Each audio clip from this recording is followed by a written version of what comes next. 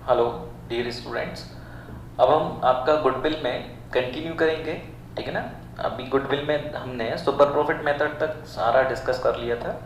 Super profit method में हमने देखा था हम ऐसे बिजनेस को इमेजिन करते हैं जो बिजनेस अगर मार्केट में कोई नया व्यक्ति करेगा तो वो एक नॉर्मल प्रॉफिट तो जनरली अर्न कर लेगा, लेकिन हमारा बिजनेस क्योंकि काफ़ी पुराना है तो हम नॉर्मल से कुछ ज़्यादा अर्न करते हैं, ठीक है।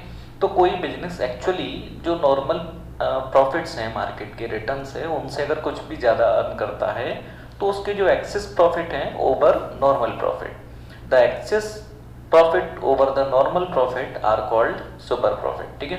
तो सर सुपर प्रॉफिट हम कैलकुलेट करते थे actual profit of the business minus normal profit of the business, ठीक है। अब मुद्दा आता है सर नॉर्मल प्रॉफिट कैसे पता लगेगा, एक्चुअल प्रॉफिट कैसे पता लगेगा। तो वो एक्चुअल प्रॉफिट आपको क्वेश्चन में दिया रहेगा, नॉर्मल प्रॉफिट हम कैलकुलेट करेंगे। नॉर्मल प्रॉफिट का मतलब क्या होता है? नॉर्मल प्रॉफिट एक एवरेज मार्केट के रिटर्न्स हैं जो जनरली व्यापारी अपनी कैपिटल पर अर्न करते हैं, ठीक है। नॉर्मल प्रॉफिट क्या है? मार्केट के रेट ऑफ रिटर्न्स हैं जो जनरली नॉर्मली मार्केट में एवरेजन लोग अर्न करते हैं, ठीक है। तो हम नॉर्मल प्रॉफिट कैसे कैलकुलेट करते हैं? हम देखते हैं कि भाई इस बिजनेस में व्यापारी ने कितना पैसा इन्वेस्ट किया हुआ है, ठीक है।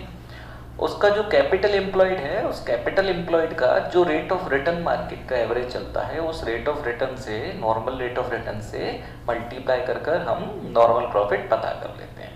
फॉर एग्जाम्पल, अगर किसी बिजनेस में हमारा इन्वेस्टमेंट 20 लाख रुपए है, ठीक है, और ये ट्रेड है ना, इसका नॉर्मल रिटर्न्स मार्केट रेट है 10%, ठीक है। तो बताओ नॉर्मली 20 लाख रुपए लगाकर इस बिजनेस पे लोग क्या कमा लेंगे? तो द आंसर इज सर 10% कमा लेंगे, मीन्स इधर 2 लाख रुपए कमा लेंगे। तो 2 लाख रुपए इस बिजनेस में क्या है? नॉर्मल प्रॉफिट है। मतलब नॉर्मल 2 लाख रुपए 20 लाख लगाकर इस बिजनेस से हर कोई कमा सकता है, ठीक है ना। अब हमारे जो बिजनेस के पास्ट प्रॉफिट्स है वो इस तरीके से कि हमने एवरेजन 3 लाख रुपए कमाए हैं, ठीक है ना। हमने कितने कमाए हैं? इसी कैपिटल पे हमने 3 लाख कमाए हैं, ठीक है। तो बताओ नॉर्मली लोग क्या कमाते हैं? 2 लाख, और हमने कितना कमाया है? 3 लाख। तो यहाँ पर हम कितना एक्सेस कमा रहे हैं नॉर्मल से? सर हम 1 लाख एक्सेस कमा रहे हैं। तो बेटा जो हमारा एक्सेस है profit out over the normal profit, this is our super profit, ठीक है। अगर कोई हमारा बिजनेस एक्वायर करेगा तो उसको किस चीज़ का फायदा होगा? उसको हमारे सुपर प्रॉफिट के बेनिफिट मिल जाएंगे, उसको फ्यूचर में हमारा जो सुपर प्रॉफिट है उसका फायदा होगा। क्योंकि नॉर्मली तो वो अगर पैसा लगाकर अपना बिजनेस करेगा, 20 लाख लगाकर अब सेम बिजनेस अगर कोई करेगा तो 2 लाख तो कोई भी कमा लेगा ना। लेकिन हमारे बिजनेस में क्या एक्सेस मिलेगा उसको? That is the 1 lakh per annum access profit, ठीक है। अब इसमें नंबर ऑफ ईयर परचेज हम कॉन्सेप्ट समझ चुके थे, तो जितने भी नंबर ऑफ ईयर परचेज तक, नंबर ऑफ ईयर्स तक उसे बेनिफिट मिलेगा हमारे बिजनेस के कारण, हमारे एफर्ट्स के कारण, तो उतने मल्टीप्लायर उसका हम उससे चार्ज कर सकते हैं। फॉर एग्जांपल, अगर 1 लाख रुपए का सुपर प्रॉफिट है और सामने वाले को नए बिजनेस को स्टेबल कर कर इस पोजीशन में जाने में 3 साल लग जाएंगे, ठीक है। तो हम क्या मानेंगे कि 1 लाख 3 साल से, यानी कि 3 लाख रुपए के बेनिफिट हम उसको फ्री में मतलब अपने सेक्रीफाइस कर रहे हैं, फ्री में नहीं देंगे, उस 3 लाख का हम उससे चार्ज करेंगे। तो यहाँ गुडविल हम मान लेंगे कितनी है? 3 लाख, ठीक है। ये हमने सुपर प्रॉफिट मेथड डिस्कस किया था, ठीक है। एडजस्टमेंट हमने डिस्कस की थी, मैंने बताया था एडजस्टमेंट में क्या क्या हो सकता है। कई बार हमें जो प्रीवियस ईयर्स प्रॉफिट दिए होते हैं ना, उनमें कुछ एरर्स, ओमिशन और एडजस्टमेंट्स होती हैं, ठीक है। क्योंकि हम गुडविल की कैलकुलेशन में क्या पता करना चाहते हैं कि भाई अगर हम ये बिजनेस खरीद लें या दूसरा कोई हमारा बिजनेस खरीद रहा है तो हमारे बिजनेस से फ्यूचर में एक्सपेक्टेड कितने प्रॉफिट एनुअली वो कमा लेगा, ठीक है ना। क्योंकि कोई भी व्यापार बिकता है तो सामने वाला उसकी गुडविल का पैसा केवल तभी देगा जब उसको फ्यूचर में एक्सपेक्टेड रिटर्न्स, कुछ एक्सेस रिटर्न्स या कुछ नॉर्मल से ओवर रिटर्न्स की संभावनाएं दिखाई देती है, ठीक है। तो वो प्रॉफिट कैसे पता करेगा? क्योंकि फ्यूचर तो अभी पता नहीं है, तो हमारे पास्ट प्रॉफिट को देखेगा और पास्ट प्रॉफिट को बेस मानकर फ्यूचर के प्रॉफिट को एनालाइज करेगा, ठीक है। लेकिन पास्ट के जो प्रॉफिट है वो हमारी पास्ट की बुक्स पर डिपेंड करेंगे, और पास्ट की बुक्स में हो सकता है हमसे कुछ एरर हुई हो, ओमिशंस हुई हो, और या फिर कुछ एबनॉर्मल एलिमेंट हुए हो हमारे यहाँ, जैसे कि आग लगी हो, चोरी हुई हो, कोई हमने गेन किया हो, कैपिटल गेन हो, कैपिटल लॉस हो, जो हमारे प्रॉफिट एंड लॉस में आ गया हो। ठीक है। तो जो हमारे बिजनेस की कोर एक्टिविटी है ही नहीं, यानी कि अगर कोई सामने वाला हमारा वो बिजनेस लेगा तो वो ये एक्टिविटी से उसको कोई लेना देना नहीं है, ठीक है।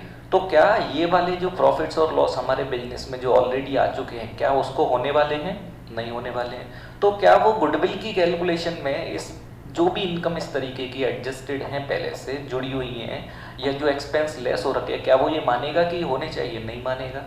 तो हम क्या करते हैं, हम फर्स्ट ऑफ ऑल जो गिवन प्रॉफिट हैं ऑफ आवर प्रीवियस ईयर्स उनमें प्रोवाइडेड एडजस्टमेंट को एडजस्ट कर देते हैं, ठीक है। ओके, एडजस्टमेंट मैंने बताया था क्या क्या होगा। एडजस्टमेंट में पहली एडजस्टमेंट हमने पढ़ी थी सर, एबनॉर्मल लॉस और एबनॉर्मल गेन की थी, ठीक है। फिर हमने देखा था क्लोजिंग स्टॉक, ठीक है। उसके बाद हमने देखा था capital expenses treated as and recorded as revenue expenses and depreciation thereon, और फिर देखा था revenue expense treated as recorded as capital expense and depreciation thereon, ठीक है। एक और टर्म रहता है, वो होता है एवरेज एनुअल फ्यूचर एक्सपेंस और इनकम, ठीक है। यानी कि ये हो सकता है पास्ट में तो कुछ भी ऐसा नहीं था जो एडजस्ट करना है, या पास्ट के सारे एडजस्टमेंट हो चुके हैं, लेकिन फ्यूचर को लेकर एक एक्सपेंस या कोई इनकम, कोई एक्सपेंस या कोई इनकम भी हो सकता है जो फ्यूचर में होगा, अभी तक नहीं था। फॉर एग्जाम्पल, अगर मान लेते हैं कि हमने अभी तक कोई इंश्योरेंस नहीं किया हुआ है स्टॉक का या प्रमाइसिस का, ठीक है, लेकिन सामने वाला जो बिजनेस करेगा वो इंश्योरेंस करा कर काम करेगा। इंश्योरेंस कराएगा अगर वो, तो इंश्योरेंस प्रीमियम जो पे करेगा वो इंश्योरेंस प्रीमियम उसके बिजनेस का क्या रहेगा? खर्चा रहेगा। खर्चा रहेगा तो वो इन फ्यूचर जब वो खर्चा पे करेगा तो वो उस खर्चे को अपने प्रॉफिट एंड लॉस अकाउंट में एक्सपेंस में दिखाएगा। जब वो अपने प्रॉफिट एंड लॉस के एक्सपेंस में दिखाएगा तो फ्यूचर में उसके प्रॉफिट कम हो जाएंगे, तो वो क्या फ्यूचर प्रॉफिट को कंसीडर करेगा। तो फ्यूचर प्रॉफिट की कैलकुलेशन में जो पास्ट प्रॉफिट्स हैं उनको यूज कर कर इस बात को कंसीडर करेगा कि भाई पास्ट वाले प्रॉफिट में तो ये खर्चा माइनस नहीं हो रखा है, लेकिन मेरा ये खर्चा होने वाला है। हाँ, बिल्कुल करेगा।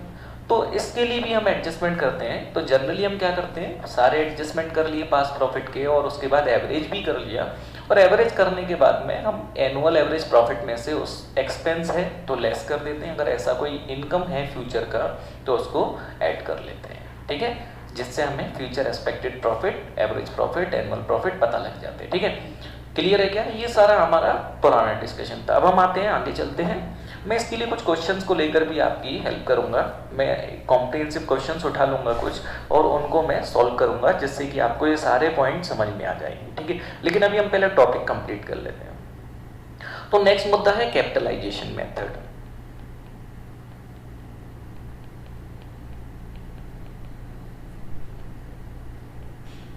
नेक्स्ट है कैपिटलाइजेशन मेथड।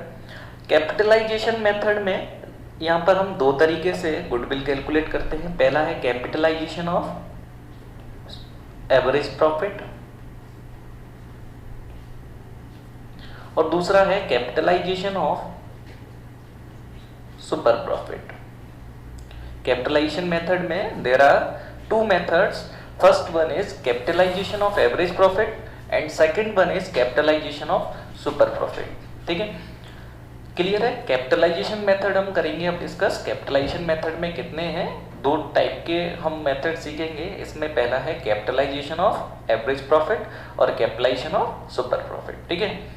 चलिए, अच्छा, अब मेरी बात ध्यान से सुनना। अगर किसी बिजनेस में व्यापारी ने 2 लाख रुपए कमाए, किसी बिजनेस में किसी व्यापारी ने 2 लाख रुपए कमाए हैं, ठीक है, और नॉर्मल मार्केट का जो रेट ऑफ रिटर्न है, नॉर्मल मार्केट का जो रेट ऑफ रिटर्न है वो क्या है, से 10%। मार्केट में जो रेट ऑफ रिटर्न है वो 10% है। व्यापारी के प्रॉफिट कितने हैं, 2 लाख। तो what capital it invested in business,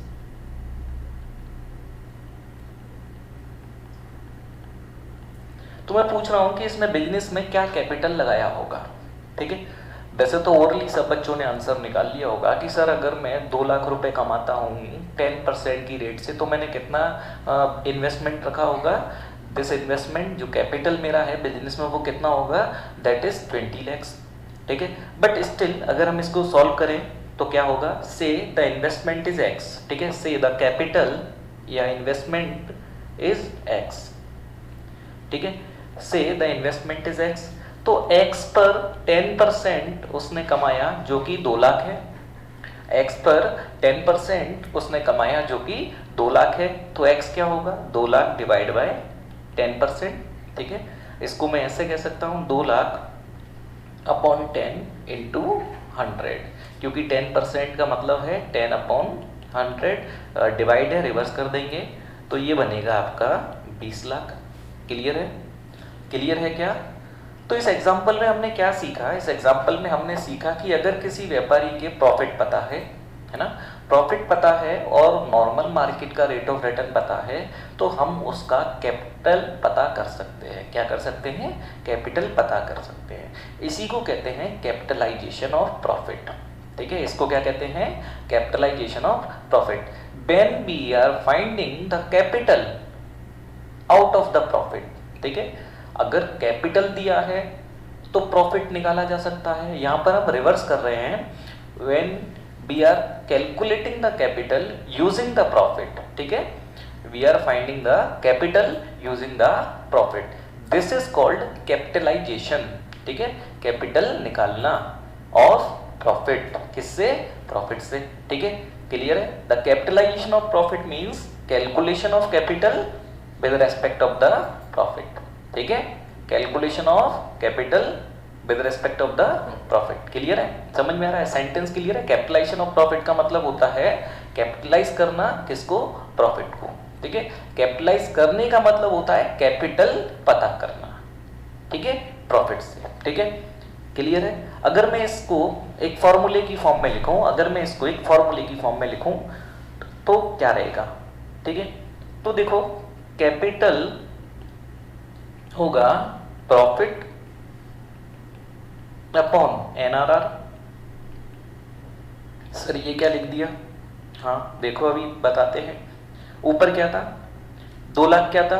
profit. ये 10% क्या था? Normal rate of return. तो हमने देखा था capital into normal rate of return it is equal to profit. तो हमने देखा था capital equals to profit upon normal rate of return, तो वही तो लिखा है। तो capital equals to profit upon normal rate of return, simple. तो हमने क्या पता कर लिया? Capital value of this profit of this profit, ठीक है, capital value of this profit, ठीक है। क्या कोई डाउट किसी बच्चे को? सर ये कौन सा प्रॉफिट है? यहां पर अब मुद्दा आता है मेथड्स का।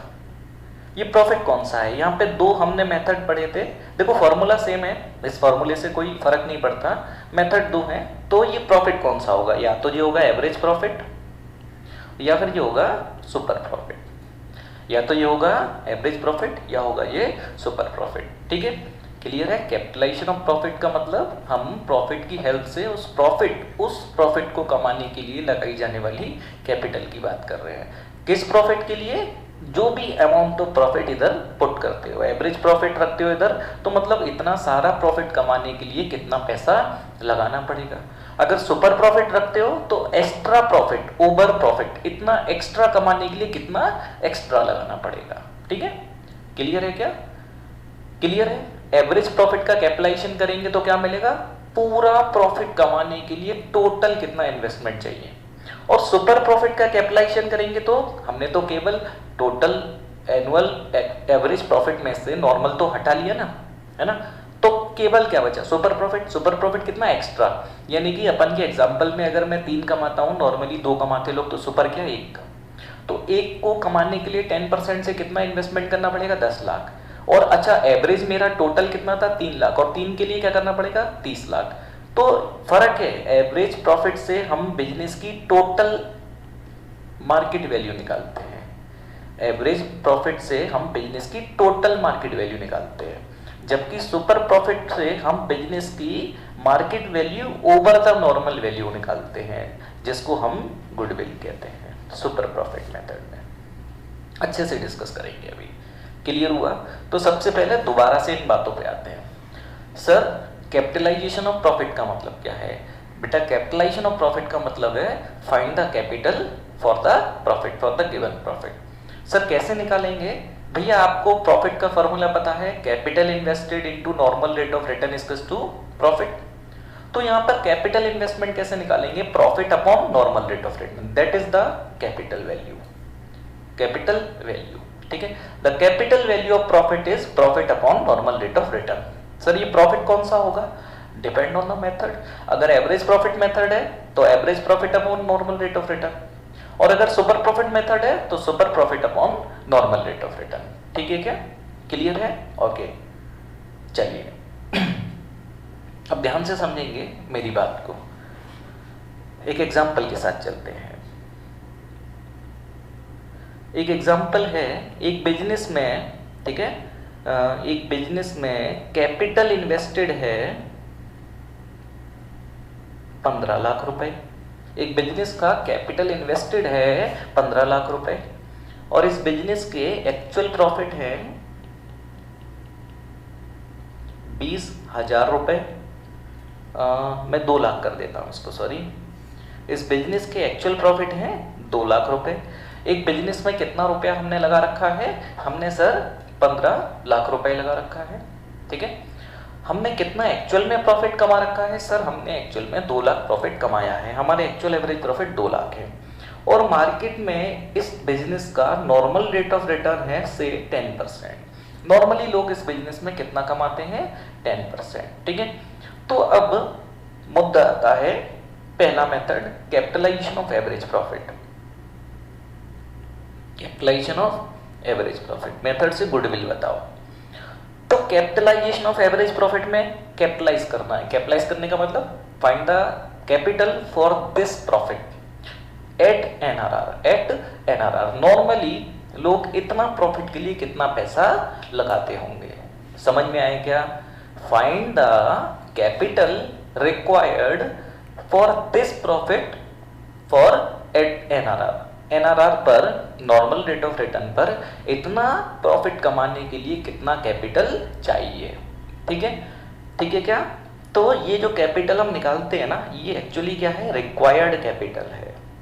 रिक्वायर्ड कैपिटल काई के लिए, फॉर दिस प्रॉफिट, जो भी प्रॉफिट यूज करोगे एट एनआरआर, ठीक है। मतलब इसका हिंदी में मतलब है कि अगर कोई और आदमी ये धंधा करता है तो इतना प्रॉफिट कमाने के लिए मार्केट में नॉर्मली लोग कितना इन्वेस्टमेंट लगाते हैं। मतलब जैसे कि अपने बिजनेस में प्रॉफिट कितना है, 2 लाख एट द रेट 10%। तो लोग, ये अपन की बात नहीं हो रही, ये हो रही है औरों की। नॉर्मली लोग क्या लगाते हैं 2 लाख कमाने के लिए 10% से, ठीक है। तो ये कैपिटल पता करना होता है, दिस इज द कैपिटलाइजेशन। तो मैं निकालूंगा रिक्वायर्ड कैपिटल, बताया था मैंने formula, average profit upon NRR. अगर परसेंट में लिखोगे तो इधर इनटू में नहीं लिखना है, अगर इसको परसेंट की फ्रैक्शन में लिखोगे तो इधर इनटू 100 लिखेंगे, ठीक है। हाँ जी सर। तो ये क्या था, 2 lakh upon 10 into 100 that is 20 lakh. Clear है? ये 20 लाख क्या आया है, ये 20 लाख सर, ये 20 लाख सर रिक्वायर्ड कैपिटल है। ये 20 लाख क्या है, ये 20 लाख रिक्वायर्ड कैपिटल है। मतलब अगर कोई नया आदमी मार्केट में आता है और ये धंधा करता है और वो सोचता है कि इतना पैसा लगाऊं कि 2 लाख कमा लूँ, इतना पैसा लगाऊं कि 2 लाख कमा लूँ, तो कितना पैसा उसको आज लगाने को चाहिए। तो यानी कि अगर मेरे बराबर तेरे को कमाना है तो तेरे को 20 लाख रुपए इस बिजनेस में लगाने पड़ेंगे। क्लियर है? मेरे बराबर मीन्स हमारा बिजनेस कितना कमाता है, 2 लाख, ठीक है। हमारा बिजनेस 2 लाख कमाता है, ठीक है। 10% नॉर्मली लोग कमाते हैं, हमारा बिजनेस 2 लाख कमाता है। हमारा रेट मैं बता नहीं रहा क्या, हमारा रेट अलग बात है, हम कितना परसेंटेज कमाते हैं हम उसकी बात नहीं करें, हम कह रहे हैं नॉर्मली लोग क्या कमाते हैं, 10%। अपन ने क्या कमाया, 2 लाख। अगर 2 लाख कमाने के लिए 10% से कितना लोग लगाते हैं नॉर्मली, 15 लाख, 20 लाख। अच्छा, हमने कितना पैसा लगाया है बिजनेस में, 15 लाख। तो एक्चुअल कैपिटल अगर मैं बात करूं, actual capital employed,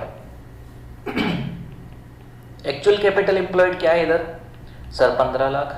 15 lakh clear है, एक ही बात है, 15 लाख। एक्चुअल कैपिटल एम्प्लॉयड क्या है, 15 लाख। हमने तो सर 15 लाख लगाया है। लेकिन जमाने में पब्लिक को कितना लगाना पड़ेगा, 20 लाख। तो यही तो अपना फ़र्क है, यही तो अपना फ़र्क है, यही तो फ़र्क है कि हम कम पैसा लगा कर भी ज़्यादा कमा पा रहे हैं, मतलब हम अच्छा परफॉर्म करते हैं, अपन के रिटर्न्स अच्छे हैं। तो आज की तारीख में मेरे बिजनेस की मार्केट वैल्यू क्या है, मार्केट में वैल्यू है 20 लाख, ये मार्केट वैल्यू ऑफ बिजनेस है, पूरा बिजनेस की आज मार्केट में वैल्यू 20 लाख, जबकि हकीकत में नेट असेट या मेरे असेट, नेट असेट क्या है 15 लाख, या मेरा कितना है 15 लाख। तो बताओ जो डिफरेंस है ये क्या है, ये अपने बिजनेस का गुडविल है। तो यहाँ पे गुडविल निकालते हैं, मार्केट वैल्यू ऑफ बिजनेस में देखो अभी अपना ऐसे टर्म लिख रहा हूँ जो आपको ज़्यादा क्लियर हो, market value of business minus net asset, net asset of business, ये इसको कहते हैं नेट कैपिटल एम्प्लॉयड, एक्चुअल वाला, एक्चुअल, ठीक है ना, नेट एक्चुअल कैपिटल एम्प्लॉयड है ये, ठीक है, ये बिजनेस का कैपिटल एम्प्लॉयड, नेट असेट या कैपिटल एम्प्लॉयड, मार्केट वैल्यू में से नेट असेट हटा दोगे आपको गुडविल मिलेगा। तो मार्केट वैल्यू बिजनेस का 20 लाख, ये कितना है 15 लाख, 5 लाख इस बिजनेस का क्या है, ये इस बिजनेस का गुडविल है। समझ में आया क्या, कोई doubt? Capitalization of average profit clear हुआ? Capitalization of average profit clear हुआ? हम क्या करते हैं, कैपिटलाइज करके वैल्यू निकालते हैं, कैपिटलाइज करने से जो भी प्रॉफिट है उसका मार्केट में उस प्रॉफिट को कमाने के लिए कितना कैपिटल इन्वेस्टमेंट चाहिए ये पता लग जाता है, ठीक है। क्लियर है क्या? Yes sir. तो हमारे बिजनेस में कितना हमारा इन्वेस्टमेंट था, 15 लाख। देखो बेटा, कैपिटल एम्प्लॉयड निकालने के लिए दो रास्ते हैं, टोटल असेट साइड ले लो, टोटल असेट में से आउटसाइड लायबिलिटी हटा दो तो क्या निकलेगा, कैपिटल एम्प्लॉयड। या सिंपल है, अगर आपको कैपिटल दिया है, रिजर्व्स दिए हैं, इनको ले लो और फिक्टिशियस असेट, ध्यान रखना टोटल असेट में एक तो गुडविल अगर बुक में है कोई भी परचेज्ड वो नहीं लेना है, ठीक है, और कोई भी फिक्टिशियस असेट्स यानी कि प्रॉफिट एंड लॉस अकाउंट का बैलेंस डेबिट में पड़ा है, कोई एडवर्टाइजमेंट सस्पेंस अकाउंट डेबिट में पड़ा है, कुछ भी ऐसा है जो वाकई में कोई असेट ही नहीं है, ठीक है, गुडविल नहीं लेना है, because we are calculating our goodwill, it's purchased goodwill, ठीक है। हम धंधा बेच रहे हैं, आज धंधा बेच रहे हैं, तो इस गुडविल का कोई वैल्यू है ही नहीं, अगर होगा तो हमारा खुद का वैल्यू होगा। क्लियर है क्या, समझ में आया क्या? तो हमें ये गुडविल नहीं लेना होता है और कोई फिक्टिशियस असेट से वो नहीं लेना होता है। असेट का टोटल करो, उसमें से कौन सा, ये लायबिलिटी, ये वाला long term liability, short term liability, creditor वेडिटर, ये सारा लायबिलिटी हटा दो तो क्या मिलेगा, कैपिटल एम्प्लॉयड, फर्स्ट अल्टरनेटिव। नहीं तो क्या है, कैपिटल दिया हो तो सीधे कैपिटल ले लो, रिजर्व जोड़ दो कैपिटल में, लॉस है तो माइनस कर दो, ठीक है। क्लियर है? तो कैपिटल एम्प्लॉयड निकालने के लिए कितने रास्ते हैं, अभी जनरली दो रास्ते हैं। पहला, असेट्स और लायबिलिटी अगर दिया है तो सारा असेट्स जोड़ लो, एक्सक्लूड कर लेना गुडविल और फिक्टिशियस असेट्स को, वो नहीं लेना है, बाकी सारा असेट्स जोड़ लो, उसमें से लायबिलिटीज हटा दो, ठीक है, तो मिलेगा कैपिटल एम्प्लॉयड। या दूसरा है, कैपिटल दिया है, रिजर्व्स दिया है, प्रॉफिट दिया है, लॉसेस दिए, कैपिटल उठा लो, उसमें सारा रिजर्व्स प्रॉफिट जोड़ दो, उसमें से लॉसेस हटा दो, फिक्टिशियस असेट से हटा दो, तो क्या मिल जाएगा, कैपिटल एम्प्लॉयड। ठीक है बेटा, वैसे इतना भारी नहीं होता, आसान चीजें होती हैं, एक दो क्वेश्चन करोगे आ जाएगा, है ना, कहीं कोई दिक्कत नहीं आएगी, ठीक है। हाँ, तो यहाँ पे समझा अपन ने क्या किया, हमने क्या किया, कैपिटल एम्प्लॉयड जो अपने बिजनेस का था वो 15 लाख था, ये हमने लेके लिया था। अपन का बिजनेस कितना कमा रहा था, अपन का बिजनेस सर 2 लाख कमा रहा था, ठीक है। नॉर्मल मार्केट का रेट क्या था, 10%। तो हमने सबसे पहले रिक्वायर्ड कैपिटल निकाला, क्योंकि हमने पूरा प्रॉफिट यूज किया है, तो जो रिक्वायर्ड कैपिटल है फॉर फुल बिजनेस, इस पूरे धंधे को करने के लिए टोटल कितना कैपिटल लगाना पड़ेगा, ठीक है। तो पूरे धंधे को करने के लिए हमने देखा 2 लाख कमाने के लिए 10% से 20 लाख लगाना पड़ेगा। तो 20 लाख क्या है, market value of the business या required capital of the business, ठीक है। लेकिन एक्चुअल में अपन का क्या है, नेट असेट 15 लाख है, अपन ने तो 15 लाख लगाया है, मतलब अपन आज छोड़ देते धंधे को, मार्केट वैल्यू पे छोड़ देते, तो कोई आदमी कितने देगा अपने को इसके, नॉर्मल अगर लोग देखें तो 20 लाख हमारे बिजनेस की वैल्यू है आज, 20 लाख कोई देगा, अपन छोड़ देंगे, ठीक है।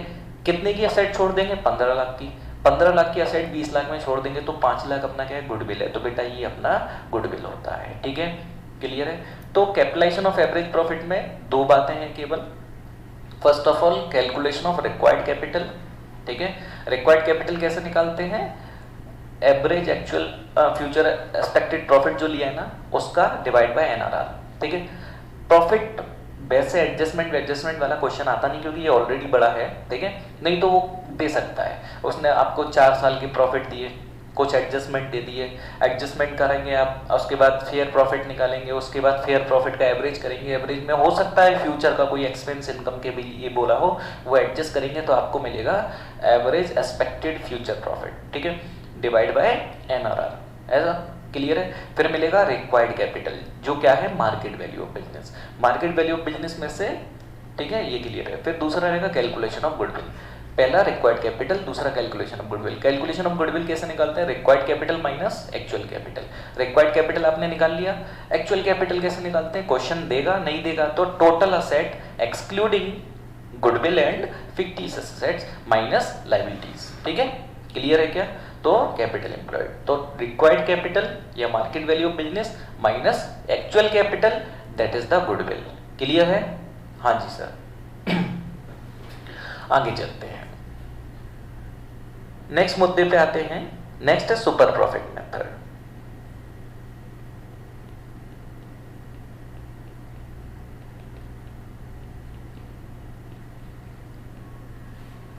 सुपर प्रॉफिट मेथड ध्यान से समझेंगे।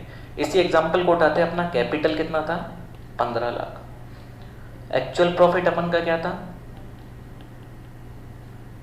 2 लाख, नॉर्मल मार्केट का रेट क्या था 10%। सुपर प्रॉफिट मेथड में first of all we have to find the super profit. तो सुपर प्रॉफिट कैसे निकालते थे, actual profit minus normal profit, actual profit minus normal profit.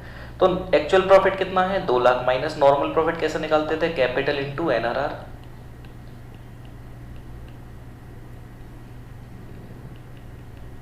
ठीक है, क्लियर है। 2 लाख माइनस 1.5 लाख कितना हो गया 0.5 लाख, 0.5 लाख, ठीक है।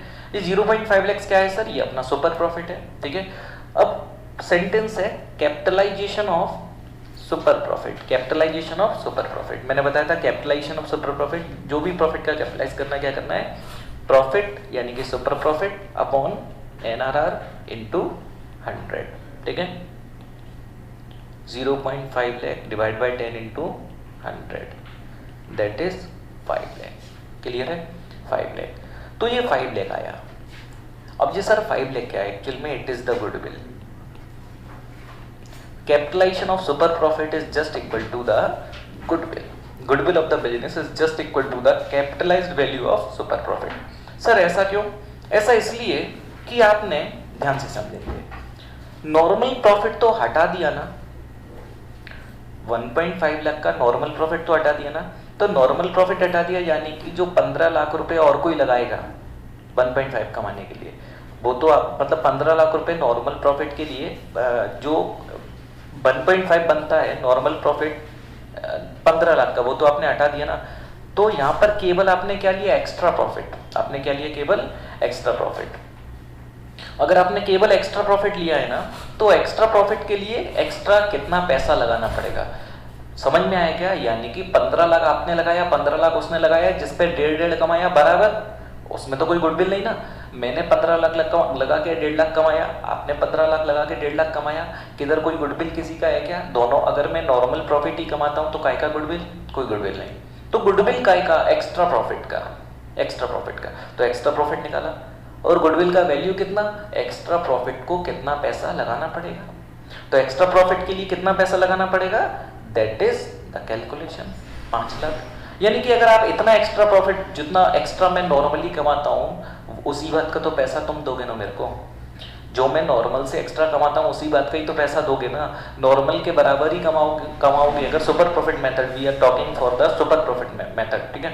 अगर नॉर्मल के बराबर ही मैं कमाता हूं तो मेरे बिजनेस को तुम क्यों खरीदोगे, तुम अपना पैसा लगाकर उतना नॉर्मली कमा लोगे ना, आया क्या। तो यहाँ पर हम सुपर प्रॉफिट का कैपिटल वैल्यू निकालेंगे, the capital value of this super profit is the goodwill. Clear है, क्लियर है क्या, ओके। तो ये आपके मुद्दे थे। कैपिटलाइजेशन मेथड रह गया था, जो कैपिटलाइजेशन मेथड में, कैपिटलाइजेशन मेथड का मीनिंग क्लियर होना चाहिए। Capitalisation method means find the capital ठीक है ना, required capital for earning this profit, what is this profit, average profit हो सकता है, सुपर प्रॉफिट, ठीक है, at that particular rate of return, इस पर्टिकुलर रेट से, ठीक है। फिर हमने क्लासिफिकेशन किया, दो तरीके से मेथड को क्लासिफाई किया। एक तो एक काम करो, इस बिजनेस का पूरा मार्केट वैल्यू निकाल दो, कितने का पूरा धंधा है ये, ठीक है, पूरा धंधा कितने का उतना निकाल दो, जिसको कहते थे कैपिटलाइजेशन ऑफ एवरेज प्रॉफिट, जिससे हमें निकलता था मार्केट वैल्यू ऑफ बिजनेस, ठीक है। तो हम इसके लिए क्या चाहिए, सबसे पहले एवरेज प्रॉफिट चाहिए। कौन सा average profit, future expected average profit चाहिए, future expected normal average profit चाहिए, ठीक है क्या। Future expected normal average profit adjustment का क्वेश्चन होगा तो एडजस्टमेंट करके निकालना पड़ेगा, नहीं तो जनरली 90% प्लस क्वेश्चंस में वो क्लियर रहता है, ओके। तो एक्चुअल प्रॉफिट लिया, एक्चुअल प्रॉफिट का कितना कैपिटल चाहिए, तो इसको एनआरआर के रेस्पेक्ट में सॉल्व किया। कैसे, actual profit upon NRR into 100, मैंने फॉर्मूला बताया कैसे बना, ओके। तो क्या मिलेगा, required capital for this business और market value of this business, ठीक है। ये तो पूरे बिजनेस का पूरा मार्केट वैल्यू है। अगर मैं 50 रुपए तुमसे ले रहा हूं, ये 50 रुपए का सौदा है, पूरे मार्केट में ये सौदा 50 का है, ठीक है क्या, 50 रुपए दो, ये सौदा लो। तो अगर मैं 50 के बदले 50 का ही सामान दूंगा तो कोई गुडविल नहीं, लेकिन मेरे को तुम दो 50 और मैं तुम्हें दे रहा हूं 40 का सामान, मेरा तो 40 का है ना, 50 तो मार्केट वैल्यू है ना, मेरा सामान 40 का है, 50 का मार्केट वैल्यू है, तो मैं तुमसे 50 लूंगा और हकीकत में तुम्हें 40 का सामान दूंगा, तो 10 का क्या दे रहे हो तुम मेरे को, गुडविल। तो ये मार्केट वैल्यू आया था, ये मार्केट वैल्यू है, जबकि एक्चुअल वैल्यू क्या है, वो है हमारा कैपिटल एम्प्लॉयड, जो अपने क्वेश्चन में कितना था, 15 लाख, ठीक है।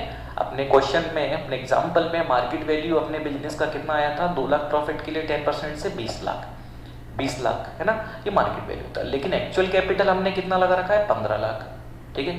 भाई अगर तुम 20 देते हो मेरे को और बिजनेस लेते हो, सारा असेट लेते हो, सारा असेट लायबिलिटी तुम ले लेते हो, 20 लाख देते हो, तो बेटा 20 लाख सारा मेरे को फोकट का मिल गया। अरे भाई 15 है तो उसमें से सामान तुमको मिल गया ना, जो मेरा कैपिटल एम्प्लॉयड है वो तो तुमको मिल गया ना सारा, तो एक्स्ट्रा क्या मिला मुझे, दैट इज 5 लाख। तो यहाँ गुडविल कैसे निकालते हैं, market value of business minus net asset या book value of business, net asset, capital employed और बुक वैल्यू ऑफ बिजनेस, ठीक है।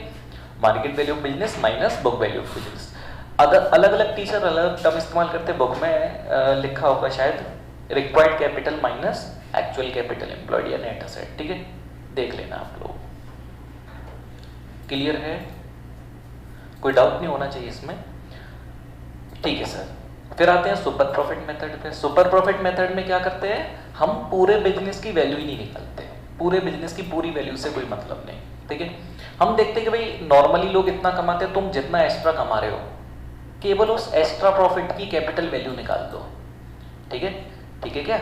यानी कि अगर मैं तुमको 20 लाख रुपए में 15 लाख का माल देता हूं, तो उन्होंने कहा एक काम करो 20 में से पहले 15 हटा दो, जो 5 है वही तो गुडविल है ना, तो 20 में से 15 क्या था, 15 तो वही है ना नॉर्मल प्रॉफिट। तो दूसरा तरीका है सुपर प्रॉफिट मेथड, ठीक है। सुपर प्रॉफिट मेथड में क्या करना है, सबसे पहले हमें बिजनेस के सुपर प्रॉफिट निकालने हैं, ठीक है। सुपर प्रॉफिट का मतलब ओवर द नॉर्मल, नॉर्मल के ऊपर, ठीक है।